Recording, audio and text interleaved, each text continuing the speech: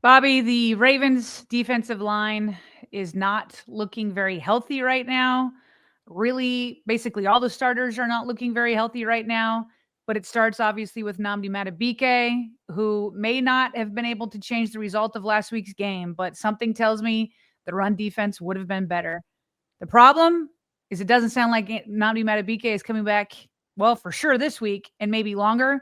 When John Harbaugh was asked if he is concerned about his star defensive lineman, his answer was ominous. Yeah, I would say I am concerned about it, but I'm not really in a position to comment on it right now. I haven't been given the okay to comment on it at this point. So he's not going to play this week, I can tell you that. And we're going to have to see going forward when they know what they need to know. John, we noticed there were two But that doesn't sound good. I mean, he's not cleared by presumably doctors to talk about it. Sounds like they're trying to figure out, what exactly is the problem in his neck. When you hear the head coach saying, I am concerned, and you know that it has something to do with the neck, you don't want to get too far ahead of yourself, but I just remember kind of like a similar sentiment with Zach Orr when he had issues that were kind of found. And so I don't know. It makes all of our minds start wondering. And sometimes you just expect the worst. It's like, okay, well, doesn't sound like he's coming back this season. Although they didn't put him on IR, Bobby. They didn't put him on IR yet. And maybe they will on Saturday when they got to make activations and all that kind of stuff. So, actually Saturday would be the day for them to do it heading into the game. We'll see if they do that. But it's not only looking like an IR situation, but it could be a season-long IR situation. And of course, then your mind is wondering, is it more than that because of the way he's talking? And so we don't know. You can't get too far down with the speculation, but this is a massive loss. And it's so heartbreaking because Nnamdi just got paid last year, by the way. So that's also difficult. But it's heartbreaking for him because I'm sure nobody is more upset about not being available than Nnamdi Madubuike himself. And on top of how this sounds, right, whether it's the signs or the commentary from John Harbaugh as you played for us, whether it's that or this, right, with some of the messaging or the moves made, let's call it, it just leads to more ominous signs that something is going on here and perhaps a decision has to be made. So 2 acquisitions yesterday to the practice squad, Sarah. One veteran defensive tackle, Taven Bryan, who was a former first-round pick in 2018 by Jacksonville, spent his last couple of years with the Indianapolis Colts. He gets added into the mix here, as Mike Garafolo noted, knowing that Nnamdi is dealing with his neck. And then Josh Tupou, who spent time with Baltimore last year. He's a nose tackle. And then on top of this, as you get to attendance, and we'll have the injury report in just a bit, it was a glorified walkthrough, is what the team noted. The entire starting defensive front was not available, and we have designations for each one of them in just a bit. So right now, as we speak, before Thursday, before Friday's practice and injury reports to follow, just John Jenkins, Aeneas Peebles, Brent Urban, who was a game day practice squad activation on Monday, CJ Okoye, Josh Tupou, and Taven Bryan, the last 2 of those, of course, just the guys that I just mentioned who were added to the practice squad, are your only healthy defensive linemen right now. And 4 of those names that I just mentioned, as Jameson noted on X, are practice squad members. Here are those designations that I referenced. Travis Jones, Sarah, was not available late in the 4th quarter Monday night. He's dealing with a knee, did not practice in that walkthrough. Isaiah Likely, of course, potentially trending towards playing with that foot, but we're talking defense right now. So just in the spirit of that, Nnamdi Madubuike with the neck, he was a DNP. KVN continues to have that lingering hamstring, set him back. He was a DNP, as was Broderick Washington. The non-defensive players, Ronnie, Ricard, Likely, all DNPs aside from Likely's limited status on Wednesday, Sarah. But since we're talking defense, again, just kind of leads to the ominous signs that we're talking about. So we should mention that this injury report was an estimation because it was a walkthrough. John Harbaugh was asked about the other defensive linemen outside of Nnamdi Madubuike, and he did express some confidence that they'd be back. He said they're all kind of dealing with, the normal nicks and knacks of injuries that everybody deals with throughout the season. And so that tells me, because they only signed one guy, that, these guys, I'll just say this. We'll check injury reports. I'd be surprised if some of these guys didn't return today. So we'll have to keep an eye on that. So there is some hope for the other guys. But at the end of the day, Bobby, this signing right here of Taven Bryan, helpful depth, but this isn't going to replace Nnamdi Madubuike. This isn't going to transform the Ravens defensive line. This isn't the savior to the run defense or getting more pressure on quarterbacks. Bryan was released before the season from the Cincinnati Bengals. Like, there are a couple of defensive laughingstocks across the league right now. Bengals are one of them. The Cowboys are one of them. And right now, the Ravens are one of them.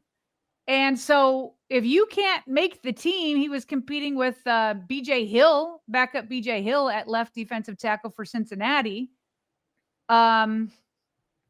If you don't make the roster there, that's not the best sign in the world. And so, again, they needed to make moves. They needed more people, and this guy is experienced. So, he'll do something, but it's not the answer, which is why you start to see people like Spencer Schultz make pleas and calls to Eric DeCosta. So here's Spenny. Here's how he looks at it, especially when you're looking at a rush defense that is one of the worst in the league right now. Spenny says on Twitter yesterday, it's okay to overpay once. It's okay to overpay for the guy he wants is Quinnen Williams over at the New York Jets, who was actually just signed to a major deal. I think it was last year. He says it's okay. You don't have to win the value of every single trade for a decade. Sometimes you got to pay the price to have the necessities. Give yourself a shot. Ravens don't possibly have a shot at truly contending. Bobby, this defense for sure is not a Super Bowl caliber defense. Not even close. This might be one and done type defense in the wild card. We are all staring reality in the eye. This defense is not going to contend. And there's no way when other defenses get better that Lamar Jackson, the offense, can continue to put up 40 burgers. That's just not a realistic plan for Eric DeCosta and company to go into the playoffs. So he says, I'm sure the front office will make moves. They did with Bryan. They've made this defensive moves more years than they haven't mid-season, but they might need to actually unload picks to get the nucleus back intact. The last time, Bobby, that happened where he really moved a substantial pick, I think was for Roquan Smith in the middle of the season, where he gave up a second-round pick. So we'll see. I mean, it would be tough. I mean, the Jets, is Quinnen Williams even available? The Jets would have to eat $35.3 million to move him. So it's like, okay, it's one thing for Eric DeCosta to do that. But like, if I'm the Jets GM, I'm like, no, thank you. I'm not giving up this guy and eating $35.3 million in dead money. Some other options out there that I've heard people talk about, Jeffrey Simmons over at the Titans. The last several years, he's been pretty consistent at being at about a 90 PFF grade. It's pretty nice to be in the 90s with those grades. So some people calling for him. Dexter Lawrence, another one over the Giants. Last year, he had 76 tackles, 10 tackles for loss, 5.5 sacks, and one forced fumble. So there's guys that people are talking about that would be nice to have. But it always takes two to tango. Is Eric DeCosta willing to pay? Because then you're paying. Now just think about it. Any of these guys, now you're paying huge money because you're already paying Nnamdi Madubuike. So now you've got a lot of money tied up at the defensive tackle position.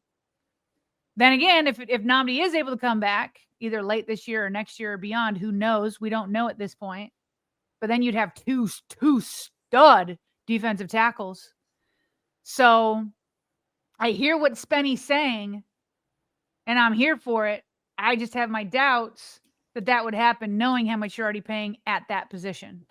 Yeah, if you take the player out, right, just this scenario from Spencer, you appreciate the sentiment. Yes. Like who knows how realistic or unrealistic a Quinnen Williams is.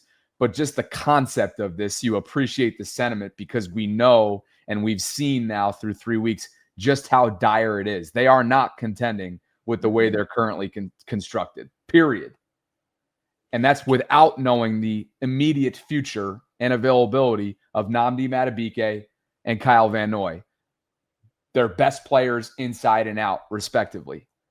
I know Chris Long said that Odafe Owe would have something to say about that during one of his clips that we shared yesterday, but sorry, not what I've seen so far.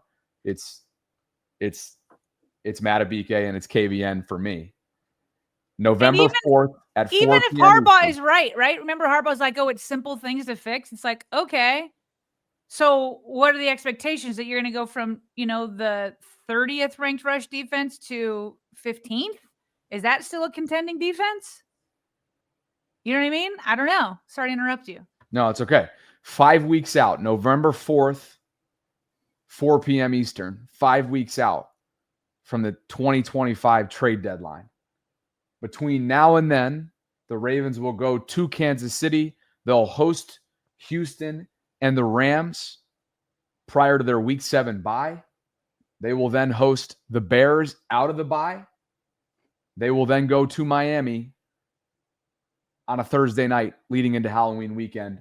And that following week is the deadline.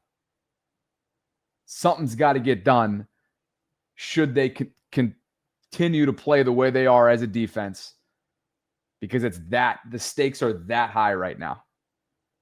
And you got to think that this front office understands that. What's funny, Bobby, I think I just saw in the chat somebody say, hey, let's get, Michael Pierce to come out of retirement. The crazy thing is that seems more likely to me than getting some of these big names like Quinnen Williams. Like, really, are the Jets really going to eat $35.3 million versus would Michael Pierce come back? You know what I mean? Like, Michael Pierce isn't going to be in like game shape though anytime soon. You wouldn't think so. He looked like he was having a ball though on Monday night. He was the legend of the game, of course, came out of the tunnel, seemed all fired up. But yeah, there was a reason why he walked away from the game when he did. Similarly, Sarah, there's a reason why Taven Bryan was available, right? Like we just mentioned, there's a reason why Okoye, as great of a summer as he had, there's a reason why he's a practice squad player. There's a reason why Tupou was available. So this is the reality that faces the Ravens right now. And all you can hope is that, much like Eric did in 2022, as you mentioned, that he might be willing, and this organization might be willing, with that stockpile of picks that they have in their arsenal coming up in April of 2026, to move some of those for a necessity right now. And to Spencer's point, keeping that nucleus intact and giving yourself a shot right now, because it's not realistic to expect this kind of razor-thin margin for error from the other side of the football.